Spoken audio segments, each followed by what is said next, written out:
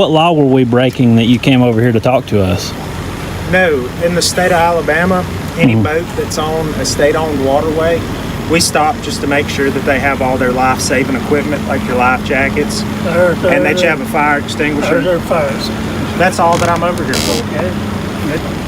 Would you have your driver's license on you with your vessel endorsement? Yes, sure do. Can I take a look at that, please, sir? What for?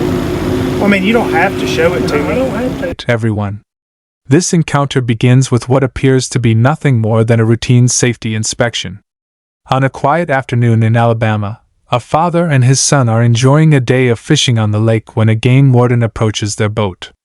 At first, the conversation seems completely ordinary. The officer asks about fishing licenses, safety equipment, and eventually requests personal identification. But before providing additional information, the men ask a simple question. What law have we violated? The officer explains that no specific violation is required to conduct the inspection, describing it as a routine safety check. That answer, however, doesn't satisfy the father. Rather than becoming argumentative, he calmly asks the officer to explain the legal authority supporting the inspection and the requests being made. As the discussion continues, the encounter shifts away from fishing regulations and becomes a broader conversation about government authority, individual rights, and the balance between public safety and personal liberty. The turning point comes when the officer insists that the inspection is authorized by law. The father continues asking for clarification, hoping to understand exactly what legal authority applies in this situation. What started as a routine stop quickly develops into a thoughtful debate over constitutional principles, official responsibilities, and the importance of clear communication between citizens. Just coming over here to see if y'all had any luck, or y'all like everybody else that had to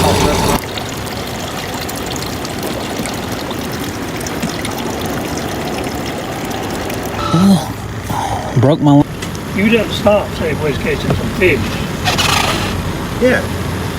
You did? Yes, sir. I was coming up, seeing if y'all had any fish, and I was going to check y'all's fishing license and run through a boat and safety inspection on. I don't think you got a right to check all that. What law were we breaking that you came over here to talk to us?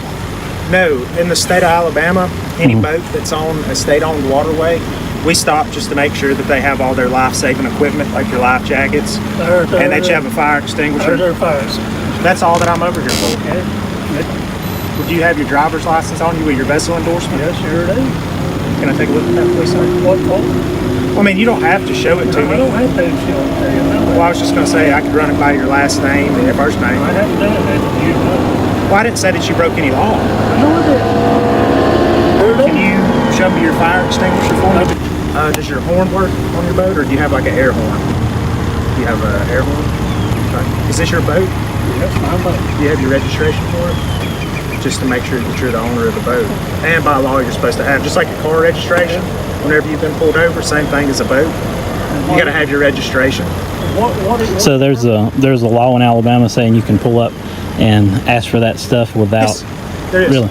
Yeah, our probable cause, like on the water side of things, is to enforce boating safety laws. So any boat that we see, whether they're fishing, running, tubing, whatever, we could stop them and make sure that they have all their safety equipment. What was your probable cause? Well, I just told you. The fact that you're out here and you're in a boat, we have the right to come over here and make sure that you have all your life jackets. If a car is driving down the road, you don't have probable cause to pull in. I can't hear you. I got these engines running. If a car is driving down the road, you don't have probable cause to pull a car over unless they've got a brake light out or don't use a turn signal or speeding. Traffic law or something. Yeah, exactly. Like so what boating law were we breaking to make you come over here? Again, never said that you were breaking a boating law. I stated what gave us probable cause or the right, whatever way you want to look at it, to come over here and talk to y'all to make sure that y'all... Get your boat off mine. I'm sorry about that, sir. That is why I pulled up to you. Because I haven't done anything. I didn't say you did. Well, like you were talking about, whenever you're on the highway or on the roadway, you have to break a traffic law to be pulled over. Cops can't just pull you over for no reason. You know that just as well as I do. It's different on the water. You being out here, you're supposed to have certain things, fire extinguisher, life jackets, all that stuff. We make sure that y'all do, but it's the same thing when they ask you for your driver's license. We ask you for your driver's license to identify who you are and to see if you've taken a boater safety class. and it's usually going to be a little V on your license. Well, I just told you what our probable cause was. To make sure that y'all have all the safety. Interesting aspects of this encounter is the role that public safety plays in the discussion. Safety is undeniably an important responsibility for law enforcement officers. At the same time, many citizens expect government officials to clearly explain the legal basis for their actions whenever questions arise. Open communication helps strengthen public confidence and encourages cooperation during official interactions. When people understand both the purpose and the legal authority behind an officer's actions, those encounters often become more productive and far less confrontational. This situation serves as another reminder that transparency and professionalism remain essential parts of You have to. Why? What do I do? I don't. I know I don't. I was just going to write you a warning for your fire extinguisher is all that I was. Do you have a type 4 throwable or a life ring? That's the only other thing that I didn't ask you for. And all these things that I've asked you for, by law, you're supposed to have in a boat in the state of Alabama. So if you don't have all the safety equipment that you're supposed to have, by law, you've broken the law. Game warden or state troopers on the water can come over there and inspect your boat at any time. We try to stay away from the ones that we kind of see out here all the time, because then it would be kind of like we're harassing. Well, impeding people's time. I'm gonna do some research on it. Go ahead and give him your license. You don't have nothing to hide. Instead of filming me, why don't you Google it? I'll do that later. See how it says a B at the end of it? Yeah. That's for your vessel. I know Do you have that. your registration? Yeah, I got it. Can I see that, please, sir? Is him being non-compliant have anything to do with stuff that you've told him? Like have the life ring or throw cushion? Yeah. Can I see that, please, sir? Were you recording with your body cam the whole time? Yeah.